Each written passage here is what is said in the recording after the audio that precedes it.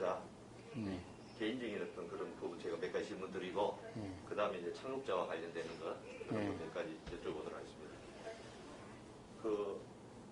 부수사께서는 우리 정신의학계의 어떤 대부 신문기사로 보니까, 의학계 여러 분야의 의학계인데, 사실 이제 정신의학이라 그러면 요즘 와서는 좀 그런 많이 관심을 갖잖아요.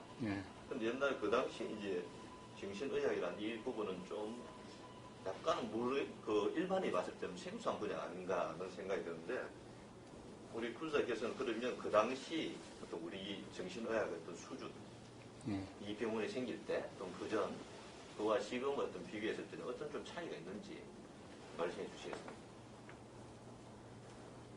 그 정신의학계에 하여간 그 태도 무슨 이런 걸 붙여주는데 전 사실 그렇지 않아요. 그 기사는 그렇게 나와 있습니다. 그 엉터리지. 그래서 그 당시만 해도 이제 약물 치료가 1973년 제가 이제 전공의를 시작했고,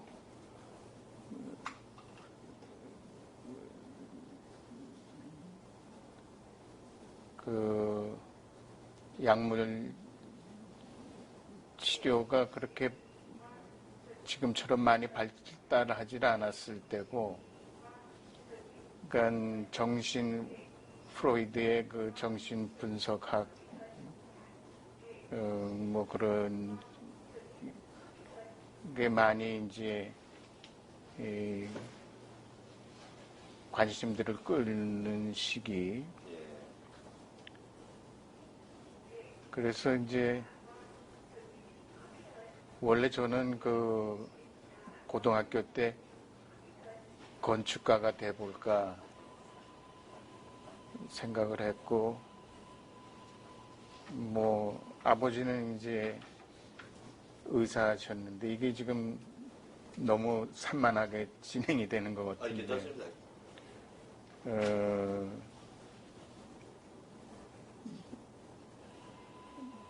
그러다가 그냥 아버지 때를 이어서 의사하는 게 좋겠다. 그 의사라는 게 건축은 요즘도 좀 그렇지만 굉장히 그 박봉의 수입에 고생하고, 내가 의사가 되면은 그냥 무난하고 편하게 살지 않겠나. 그래서 그것도 심각하게 생각하진 않았어요. 그냥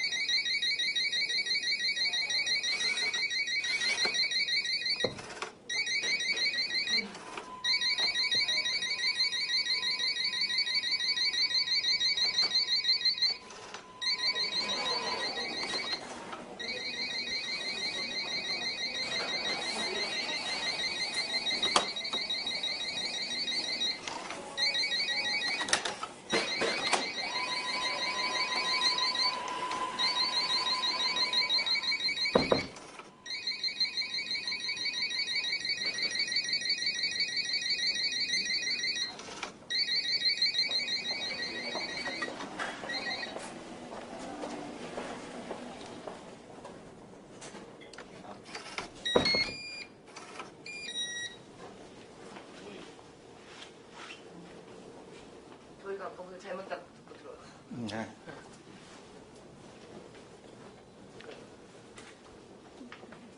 이제 그렇고, 그래서 의대를 갔어요. 의대를 갔고, 의대 가서도 그냥 철없이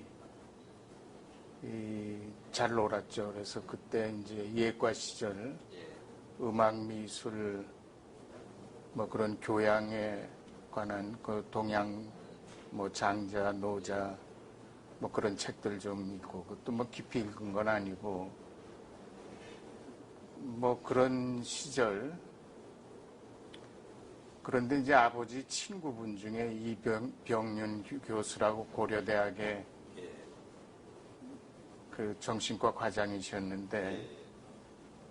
이제 1년에 뭐 두세 차례 이제 가서 저녁 얻어먹고, 그분도 이제 말씀 별로 안 하시는 편인데, 그래서 너 이제 4학년 되고 레지던트 인턴 해야 되는데 뭘 전공할 거냐.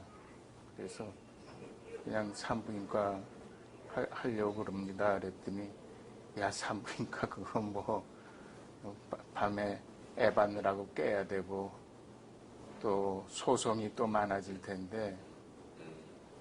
그때는 꽤 인기 있었잖아요. 그 분야가. 그 당시에는 산부인과 그렇지 않았습니까? 그렇죠. 예. 그런데 내가 볼 때는 너는 정신과가 맞다. 그래서 정신과 하면은 뭐 밤에 깨는 일도 없고 뭐 성격에 맞는다. 그래서 집에 와서 며칠 생각해 보니까 또 그럴 것 같아요. 그래서 그럼 정신과를 하겠습니다 해서 이제 정신과를 선택을 하고 이제 레지던트로 이제 남게 됐죠. 그러니까 정신과를 그 당시는, 요새는 이제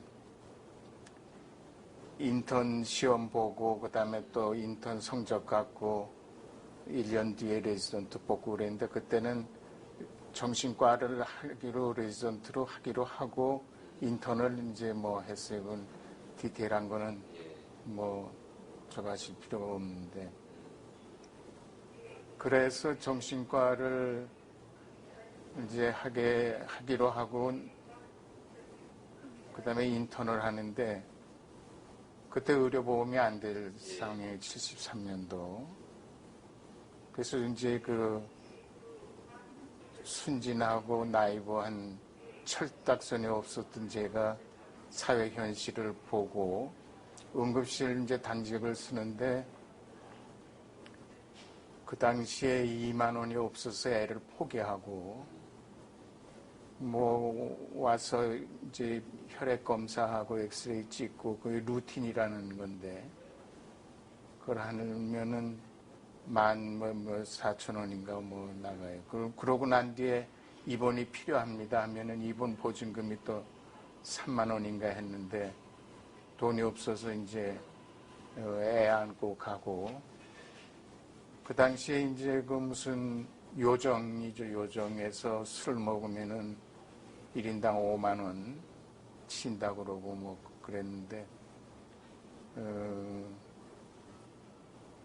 5만 원씩 술 먹는 사람들은 어떤 사람이고, 또 3만 원 돈이 없어서 입원을 못 시키고 애를 포기해야 되는 현실은 또 뭔가. 그래서 그런 거에 대한 그 충격을 받았죠. 받고 그 다음에 이제 정신과 레지던트로 갔을 때, 그 당시만 해도 이제 철창이 있고 간호사실이 있고 철창이 있고 그다음에 병동 안에 이제 들어가게 되고 하는데, 그 철창 저 너머에 이제 큰 탁구대가 있어요. 그러면 이제 간식이라 그러면은 거기다 이제 아침에 나는 뭐 빵을 먹는다, 나는 뭐를 먹는다 이제 뭐 써내면은 이제 간호사가 구내 매점에 가서 이제 신청해서 사갖고 와서 그 탁구대 위에 이렇게 뿌려놓죠.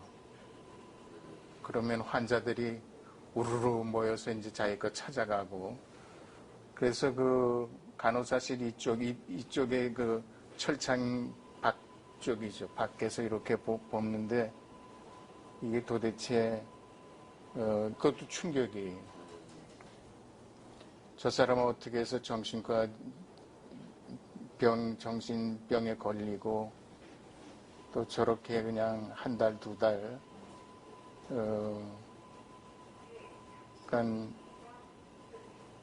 닭 모이 주듯이 먹을 거 뿌려주면은 와르르 와서 먹고, 찾아가고 하는 걸까? 이제 그런 충격 받고, 이제 그때 제가 그 이부영 교수라고 분석 심리학 한 이제 선생님을 만나게 된 거죠.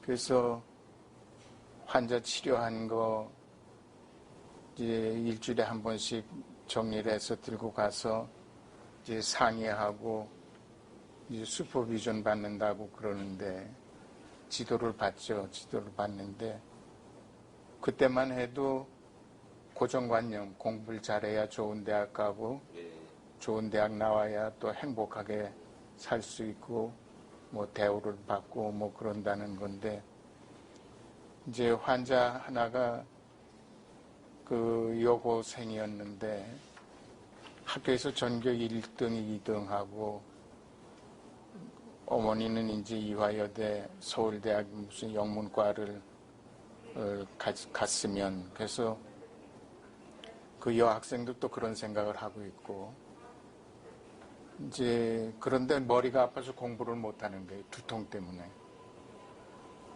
그래서 이제 뭐 뇌파도 찍어보고 뭐 다 했는데 이제 이상이 없어서 이제 정신과에 가서 상담 치료를 받으라. 그래서 이제 제가 이제 맡아갖고 시작을 했는데 지도를 할 때 이제 이부영 교수가 그 이 선생은 왜 공부를 다 잘해야 된다고 생각을 하느냐.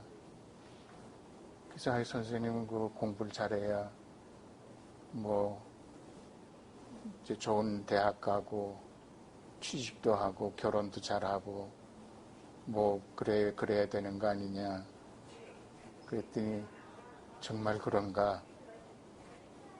그래서 정말 그렇습니다. 이제 그런 이제 대화. 그럼 이제 뭐 나오면서부터 저 선생님은 그냥 스위스 갔다 와갖고 우리 한국 현실 잘 모르고 뭐 저러신다. 그 공감을 못했어요. 이제 뭐 그런 거.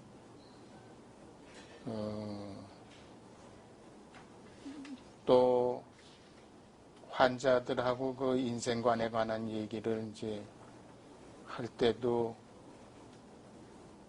이제 이부영 교수가 뭐 한 게 어떻게 환자가 이 선생 의견을 다 따라야 되느냐. 그래서 이 선생의 그런 생각이 환자의 삶에 그게 꼭 적합하다고 무슨 근거로 확신을 하느냐. 그래서 이제 이 선생이 환자보다 우월할 수 있는 거는 의학적인 지식 몇 가지 약 쓰는 거 그것뿐이지 삶의 어떤 문제라든지 이런 거는 그건 환자 스스로가 겪어내고 극복해야 될 문제지 당신이 이래라 저래라 할 문제인가 뭐 이제 뭐 그런 이제 충격들이죠. 그래서 이제 그 분석 심리학 칼 구스타프 융의 그거를 한 거는 레지던트 2년 차 때 내가 그 이부영 교수가 공부하고 오신 융연구소에 가야 되겠다 해서 레지던트 2년 차 때 그 어플리케이션을 냈어요. 그래서 거기서 이제 군대 갔다 와서 82년 1년도에 오너라 입학 허가를 받고 그랬죠. 이제 그런 거 그다음에 환자가 자살한 경우 한 환자는 제 환자였고 한 환자는 이제 제가 레지던트 할 때 후배가 담당했던 환자인데 자살을 했어요. 그래서 이제 집에 있는데 병원에서 전화가 와갖고 환자가 이상하다. 그때 서울대학병원에서도 입원을 그냥 안 시키고, 요새는 뭐 다 전자화가 돼서 입원이 뭐 철저하지만, 아유, 그래, 그러면은 상태가 좀 저거 하면은 그냥 입원실에 저거 해서 수액 좀 마치고 뭐 이렇게 해서 보내지. 그랬는데 뭐 한 두세 시간 후에 또 상태가 더 나빠졌습니다. 그래서 그때는 이제 통금 있을 시기인데 앰뷸런스 보내라 그래갖고서 이제 나와봤죠. 나와봤는데 그때까지만 내 해도 입원 수속도 안 시키고 병실에서 수액 맞다가 이제 상태가 나빠지고 그럼 이거 법적으로 큰 문제가 되겠다. 뭐 그 당시에는 뭐 그런 법적인 문제는 없지만 하여간 골치 아프게 되겠구나. 그래서 이제 치프 레지던트로서 하는 일은 그 환자가 왜 죽으려고 했을까? 우리가 뭘 잘못했는지 뭐 이런 진지한 성찰보다는 어떻게 하면 이 법망을 피할 수 있을까? 그래서 이제 응급실로 옮겨라 뭐 해서 이제 호흡 뭐 저거 하고 한편으로는 이제 법에서 빠져나오기 위해서 우울증 환자인데 이게 자살의 가능성이 있으니까 집에 혹시 유서 같은 게 있는지 없는지 찾아봐라. 그것은 이제 그게 통금이 됐으니까 이제 새벽에 연락이 왔는데 유서를 발견했다는 거예요. 그래서 갖고 오라고. 근데 그 친구가 젊은 친구인데 그 카이스트 학생, 박사학위 과정 학생인데 우울증에 빠져서 이제 자살을 한 거예요. 그런데 어머니는 그 하나 아들 보고 월남했던 이제 가족이었는데 그러니까 그 어머니 저는 죽읍니다. 미안합니다. 연필로 쓴 유서를 보는 순간에 제 자신이 이렇게 천박할 수가 있구나. 이기적이고 한 환자는 그 죽음을 선택을 하고 그 얼마나 큰 고민 속에서 이제 결행을 했을까. 그런 인간적인 연민이랄까 동정보다는 법망을 피하기 위해서 요리조리 궁리하고 유서 찾아봐라고 했던 자신이 이제 굉장히 뭐랄까 받아들이기 힘들 만큼 비열한 내 속에 있는 비열함 뭐 그런 거를 이제 부딪히게 됐죠. 그래서 성장을 이제 했고 분석 심리학을 이제 공부를 하러 스위스를 가서 이제 그 사람들의 삶을 보고 좀 달라졌죠.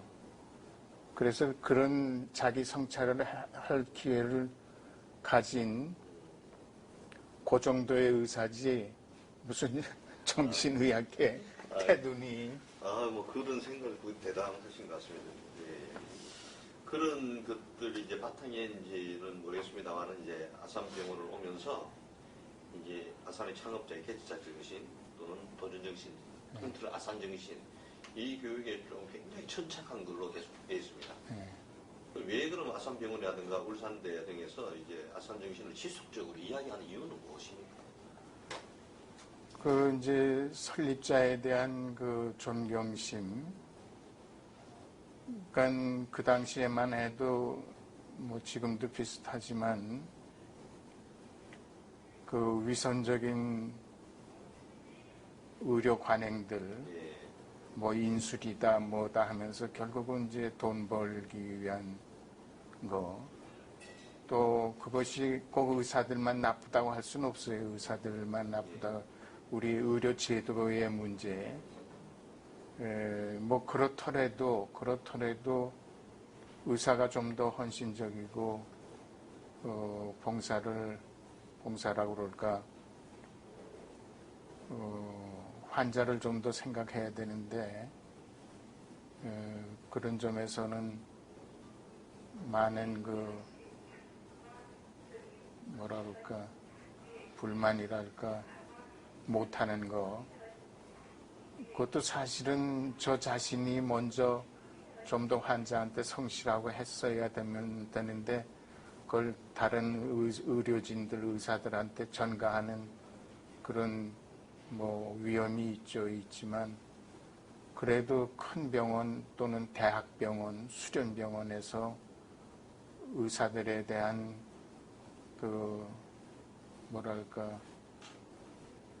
인술에 대한 환자의 생명이라든지 보다 좀 성실해야 된다는 그런 교육이 많이 부족했죠. 부족하고 제가 이부영 교수한테 배운 의사로서의 기본적인 자세 이런 거에 비하면은 의료계의 전반적인 뭐라 그럴까 비리라고 그럴까 위선이라고 할 수밖에 없는데 인수를 베풀지도 않으면서 인수를 베푼다고 큰 소리 탕탕 치고 그런 그 배경에는 저에 대한 성찰 또 제가 갖고 있는 이기심 이런 거를 인식을 했다 하더라도 하여간 마음에 안 들고 일반 의료계에 그래서 그런데 이제 존경하는 이문호 박사 또 홍창기 교수 홍창기 교수는 이제 인터뷰 하셨잖아요. 예. 예. 그런 분들의 성실함 진지함 그래서 이제 제가 할 수 있다면은 정주영 설립자가 자기의 주식의 반을 기부를 해서 만든 우리 사회의 가장 불우한 이웃을 돕겠다라고 한 우리가 전설 1번, 2번에서 했듯이 그런 정직하고 올바른 자세 그런 거에 많이 감동을 했죠. 단순히 어떤 그런 아산의 정신 그것이 아니라 그것을 통해서 이제 의사로서의 기본 자세 이런 것들에 대해 좀 집중하는 거죠. 그런 부분 때문에 이제 계속 이제 강의를 그렇죠. 그러고 또 우리 직원들 반응도 그런 강의를 듣고 또 리스폰스가 있으니까 그리고 우리 직원들하고도 제가 무슨 부원장이다 또 울산에서 원장이다 이래 돼서 층을 지고 한 거보다 그냥 서로 편하게 어울릴 수 있고 그런 거는 밑바탕에 사람을 보는 기본적인 자세가 서로 이해하고 그런 그거지 폼 잡고 그런 거 아니었기 때문에